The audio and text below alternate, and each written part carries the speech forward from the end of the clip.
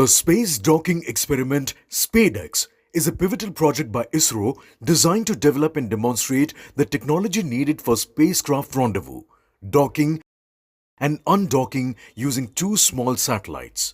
A critical technology for future space missions including satellite servicing, space station operations and interplanetary missions. Key technologies in SpaceX include docking sensors such as the Laser Rangefinder (LRF), Rendezvous Sensor (RS), and Proximity and Docking Sensor (PDS) for precise measurements of distance, position, and attitude. Mechanism Entry Sensor (MES) and Video Monitor (VM) are used for real-time monitoring. With each step forward, ISRO continues to inspire the nation and fuel the dreams of a limitless future in space.